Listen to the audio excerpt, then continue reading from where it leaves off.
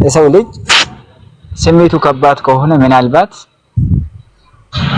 ከአንደኛው የሚችል ከሆነ የሚያስተዳድር ከሆነ የሷን ሐቅ የሚወጣ ከሆነ ሁለትም ሶስትም አራትም መድገም ይቻላል። የሷ ሐቅ የሚባለው ምንድነው? እሷን በትክክል ምንም ፊት ባለበት መልክ የሚያስተዳድራት ከሆነ አንደኛውን የማይበላለት ከሆነ ይሄ ፊት ይባላል። አለማበላለጥ ማለት ምን ማለት ነው? በየትኛውም በቁሳቁስም ሆነ በመውደድም ይሁን እሷን አለማበላለጥ አንዷን ሁለቱም እንደዛ ይቻላል። ግን ቁርአኑን አንዴ ክፈቱ እንትና ይቻላል እንደዛ ማድረግ? አራቱንም እኩል መውደድና እኩል ማድረግ ይችላል? እንዴት ነው የማይቻለው? እስኪ እናየዋለን። በደንብ ነው እኩል ያላረገውን አካል አላህ Subhanahu Wa Ta'ala ነገ የውመል ቂያማ አመጣለሁ ብሎ አመጣውና ጎኑን ልክ በአንድ በኩል ያመዘነበትን በኩል በጣም መተዋለው ነው። ምን አሳይናለሁ? ምንድነው? በጣም ምን አድርገው? ቆይ ጨርሰው። እኩል ያላደረገውን በቂያማ ቀን ጎኑን ምን አድርገዋለሁ? ጎኑን ያንሻፈፈው አላህ Subhanahu Wa Ta'ala ያመጣው ይላል። ቴንኪው። በዚህ መሰረት መሐመድ ጎኑ እየተንሻፈፈ ይመጣል እያልከኝ ነው? ምን ስላደረገ? በሚስቶቹ መካከል እኩል አልነበረም። እናየዋለን።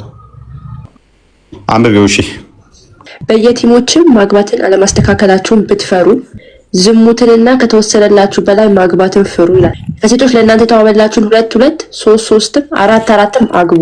አለማስተካከልንም ብትፈሩ አንዲት ብቻ አግቡ፣ ወይም እጆቻችሁ ንብረት ያደረጉትን ያዙ ይላል። ከሴቶች ለእናንተ የተዋቡላችሁን ውብ የሆነች አላህ ዘንድ ውበትንም ያማርጣል። ቆይ አላህ ለምንድን ነው እንደዚህ የሚለው? ስለዚህ 2 2 3 3 እና 4 4 ፈቀደ። አረብኛውን አድርገው። አረብኛውን አድርጊለት። ያው ወይን ከፍቱም አላ ተቅሲጡ ፍዲያታ መፋንኪሁ ማጣበለ ምን ንሳይ መስና ወሱላሳ ወሩባ መስና 2 ወሱላሳ 3 ወሩባ 4 ፈኢን ከፍቱም ከፈራችሁ አላ ተዕዲሉ ፈዋሂደተን በአንዷ ማለት ነው። ያው ከፈራችሁ ነው ያለው። ፈኢን ከፍቱም አላ ተዕዲሉ ፈዋሂደ በአንዷ ከፈራችሁ እድል ማለት ፍትሃዊነት ከሌላችሁ አው ማመለከት አይማኑኩም ዳርአና ያቺ አንዷ ትሻላችኋለች።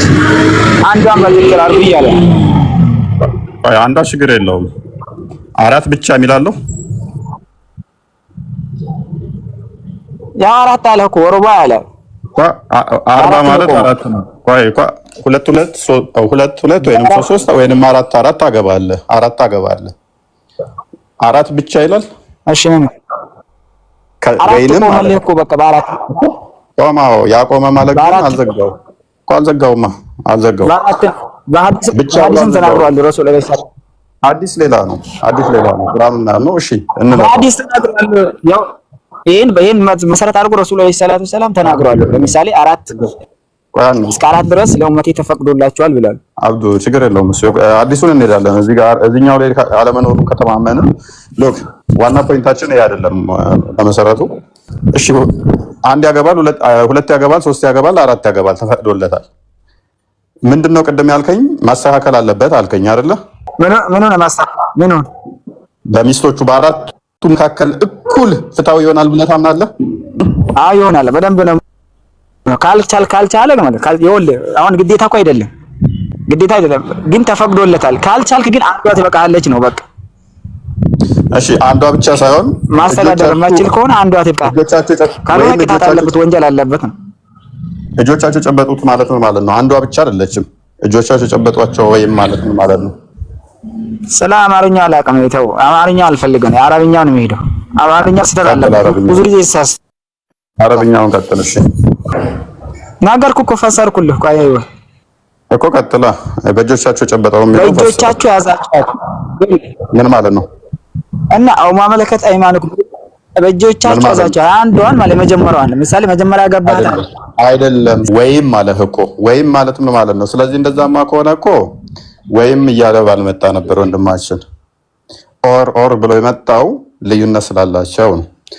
አንድማ ከሆነ ወይም የሚለው ቃል አንድን ተመሳሳይ የሚያመለክት አብዱል ተመሳሳይ የሚያመለክት ቢሆን ኖሮ 2 ወይም 3 ፕሊስ አዳም አብዱ 2 ወይንም 3 ሲልህ 2 እና 3 ተመሳሳይ ቁጥር ከሆነ ወይም የሚለው ለዚህኛው የተጠቀምከውን ቃል ለዛኛውም ተጠቀመውና ወይም አራት የሚለው 4 እና 3 3 እና 2 አንድ ቁጥር ይሆናሉ ማለት ነው። ወይም ስማኝ አሁን ሪሳዳም ትቆይ ልዩነት ስላላቸው ነው። ኤኒዌይስ ዋና የኛውን ቶፒክ ስላልሆነ ለጊዜው እዚህኛው ላይ መለሳለሁ። ጥያቄ ካለ መለሳለሁ። ማመሳሰል አለበት አይደል? በአራቱ መካከል በሚያገባቸው ጨርሰን እንሂዳ። ይሄንን እመለስበታለሁ። የመጀመሪያውን ያነሳነውን እንቋጨው ብዬ ነው። በአራቱ መካከል እኩል ፍትሃዊ መሆን አለበት ብለኸኛል። ኦኬ፣ ፍትሃዊ የሚሆነው ደግሞ በፍቅርም በገንዘብ ማከፋፈልም ነው ብለኸኛል። ኦኬ ሎክ ወንዶች ሁሉ እኩል ይሆናሉ ብለህ ታምናለህ? ሁሉም እኩል ካልሆነ ይሄን ማግባት የለበትም ማለት ነው አይደለ? አይሆንም። የሰው ልጅ እኩል እንዴት ይሆናል? ፍቃድ ተሰጥቶታል፣ ግን ያ የተሰጠው ግን እኩል እንዲያደርግ ነው። ካላረከ ግን አንዷ ትብቃለች፣ ይብቃት ነው። እሺ ወንጀል አለበት ካላረካቸው፣ እኩል ካላረካቸው። የሰው ልጅ እንዴት እኩል ይሆናል? ሱራ 429 እና እንዴት ፈቹ 129 ክፈቹ ቤላ በሴቶች መካከል ምንም እንኳ ብትጓጉ ለማስተካከል አትችሉም። ፔሬድ ቀደመም ብሎናል። ካላስተካከለ አራት ማግባት አይቻልም ብሎናል። አላህ ደግሞ ምን ይላል? በሴቶች መካከል ለማስተካከል ብትሞክሩ ብትመኙ እንኳን መቼም ማስተካከል አትችሉም ማለት አንድ ሰው አራት ማግባት ይችላል። ማስተካከል በፍቅርም በንብረትም ሲችል ነው አለ። ቁርአኑ ደግሞ ምን አለ? ምንም ብትጓጉ እንኳን ብትመኙ አዳምጥ፣ ብትጓጉ እንኳን ለማስተካከል በፍጹም አትችሉም ማለት። ስለዚህ አራት ታገባ አንድ ወንድ በምንም ተአምር እኩል ሊወዳቸው አይችልም፣ እኩል ትሪት ሊያደርጋቸው አይችልም። ለምን? ቁርአኑም ስለሚነግረን። ስለዚህ አራት አገብቶ አንዷን እንደፈለገው መጨቆን ይችላል፣ አንደኛ አንተ ማለት ይችላል። ምክንያቱም ፈቅዶለታል። ከፈቀደ በኋላ ደግሞ አለማስተካከል አለመቻሉ ደግሞ የሰውየው ድክመት ሳይሆን አላህ ራሱ ተቀደረበት ነው። አትችልም በቃ ብሎታል። ምንም ብትጓጉ ለማስተካከል አትችሉም። እንደተንጠለጠለችም እንትን አድርጌው አድርጋችሁ ትተዋት ዘንድ መዘንበልን ሁሉ አትዘንበሉ። ብታበጁም ብትጠነቀቁም አላህ ማሪ አዛኝ ነው። ስለዚህ በአራት ሴቶች አግብተህ በእነሱ መካከል አስተካክላለሁ ፍትሃዊ ሆናለሁ ብለህ ብታስብ በፍጹም አትችልም እያለው ነው። ቅድም ደግሞ ምን ብለኸኛል? እኩል ፍትሃዊ መሆን አለበት ብለኸኛል። የኛው ደግሞ በፍጹም አትችልም እያለው ነው። አሁን ከቁጥር 28 አድርጊለት፣ እንደው 128 ዝቅ አድርጊው ትንሽ ክርስ እንትና በላ አራት አግብቶ አንዷን ሊጠላ እንደሚችል እዚሁ ላሳየህ። አንዷን ሊወድ አንዷን ሊጠላ እንደሚችል ከዛ በኋላ ስለ ጥላቻና ጋብቻ የሚያወራ ክፍል ነው። ሴትም ከባሏ ጥላቻን ወይንም ፊቱን ማዞርን ብታውቅ ስለዚህ አራት ካገባ አንዷን ሊጠላት ይችላል። በቃ አራቱንም ባንዴ ሊጠላ አራቱንም ባንዴ ሊወድ አይችልም።